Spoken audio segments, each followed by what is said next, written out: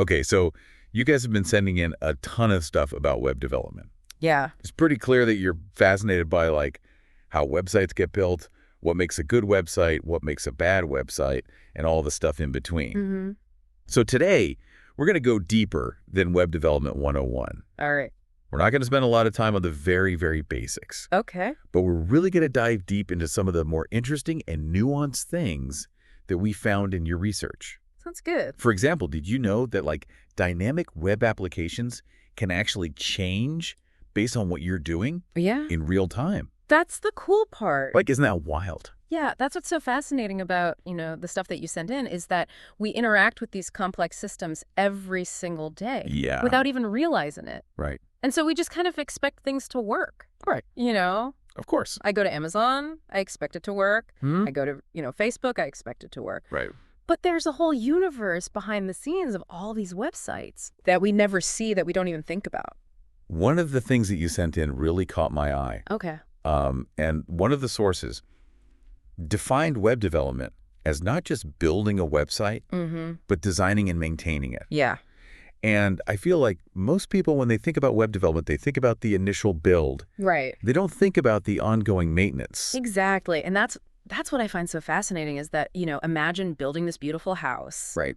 And then just leaving it. Yeah. You don't ever paint it. Right. You don't ever clean the gutters. Oh, it's a disaster. You don't mow the lawn. Yeah. It just crumbles. Yeah. What would be the consequences of just like launching a website and then just forgetting about it? Well, for starters, security would be a huge issue. Okay. You'd be incredibly vulnerable to hackers and breaches and data theft. Right. And then, of course, you have the user experience, which is so important. If your website's slow or clunky or just doesn't look good on a phone, people are just going to leave. Totally. Yeah. And there's so many other options. Absolutely. I mean, really. And then on top of that, Google doesn't like websites that are not maintained. Right. So if you don't update your website, you're essentially invisible to Google.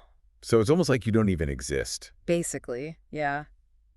Now, you sent in a bunch of stuff about the actual building of websites. Mm-hmm.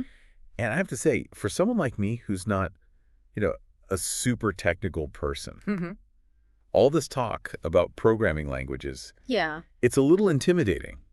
I understand. Feels like where the magic happens, but I don't speak the language. Right. Well, it's not magic. Okay. It's just code. Okay. But I get what you mean. Yeah. So programming is essentially the engine of a website. Right. And you have all these different programming languages. Right. And the languages are the tools that bring the website to life. Okay. So it's kind of like building a house. HTML is like the foundation and the framework. Right. It's setting the basic structure of the website. Got it. CSS is kind of like the interior design. Mm-hmm. It's all about the colors, the fonts, the layout. So it's what makes it pretty. Exactly. It's what makes it look good. Okay.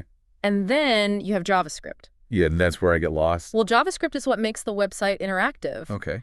So you have all those like cool animations, you have drop-down menus, you have those dynamic content feeds that you mentioned earlier. Yeah. That's all JavaScript doing its thing. So if HTML is the foundation, CSS is the paint, JavaScript is like the electricity. Yeah, you could think of it that way. Okay, so let's say I have this brilliant idea for a website. Okay.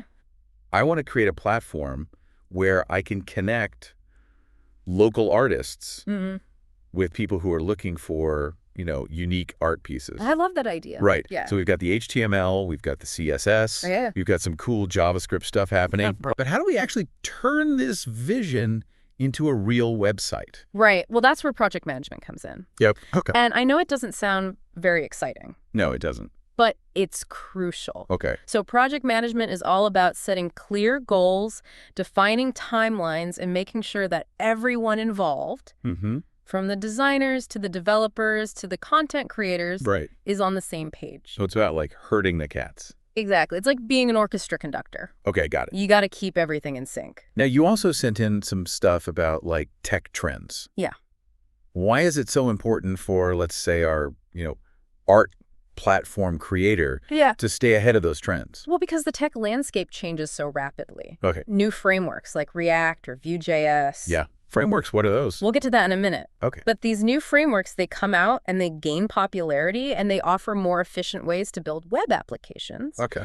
And then you have things like mobile-first design, Which is basically essential now because everyone's on their phones. Right. So if you ignore these trends, it's kind of like you're building a beautiful house in the middle of nowhere. No one's going to see it. No one can find it, yeah.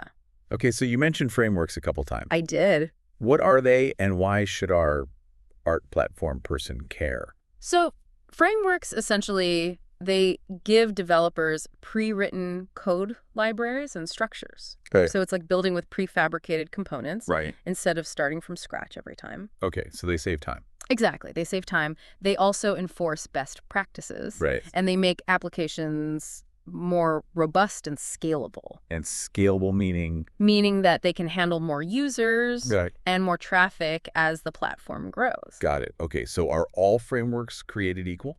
Well, no, not exactly. They each have their strengths and weaknesses. For example, React is really popular. It's known for its flexibility and its speed, which makes it really good for dynamic user interfaces. Got it. Then you have something like Angular, which is a bit more comprehensive. It's better suited for large, complex applications. So you choose the right one for the job. Exactly. All right, so our art platform is coming together. Yeah, it's looking good. But I'm looking at your research, and it looks like there are some potential roadblocks. Oh, there are always roadblocks. Okay. Such as? Well, you know, things like changing requirements, tech adjustments that need to be made mid-project. Oh, God. You know, it's kind of like that home renovation nightmare. Oh, yeah. Where you open up a wall and you find out the wiring needs to be completely replaced. Well. Yeah, it can be like that. So how do you navigate those choppy waters? Well, the key is communication and flexibility. Right. You have to be in constant communication with your team. You have to be able to adjust course when necessary. Because things will come up. Things always come up. All right, so let's shift gears for a second. Okay. You sent in some really fascinating stuff about web applications. What makes them different from just regular websites? And why should our art platform person consider going that route? Okay, so think of a website as like a brochure. It's giving you information. Right. But a web app is an interactive tool. You can actually do things with a web app. So you mentioned online banking before. Yeah. That's a web app. Okay. You can edit videos in a web app. You can connect with friends on social media in a web app. Right. So our art platform could actually be a place where artists not only showcase their work, but they can actually manage sales. Wow. They can schedule exhibitions. Oh, okay. They can interact with their fans in real time. That's pretty amazing. It is, and that's where dynamic programming really comes in. Yeah, you keep saying dynamic programming. I do. What is that exactly? Well, dynamic programming is essentially what makes web apps so interactive. It's like there's this constant conversation happening between your device and the app server. Every click, every input triggers a reaction.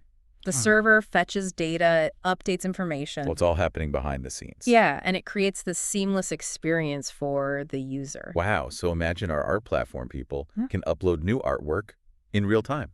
Exactly. Buyers can get recommendations, and they can interact with the artists. Yeah, it's like a living, breathing community. All right. I'm sensing a but coming. Yeah. All this sounds super complicated. It can be. Frameworks and dynamic programming. Yeah. At what point do you say, okay, I'm in over my head, I need to bring in a professional? That's a great question, and it really depends on the scope of your project. Okay. You know, if you're just building a simple website for yourself, there are a lot of great tools out there that make it pretty easy. You can even learn some basic code, but if you're building something complex, something that needs to be really secure, something that needs to integrate with other systems, you're probably better off bringing in a professional. So you're saying know your limits. Exactly. Now, you also mentioned in your research that it's really important for developers to know multiple programming languages. Oh, absolutely. Why is that? Well, because different languages have different strengths. Okay. Like you mentioned Python before. Yeah. Python's really good for data analysis. Okay. And for back-end logic.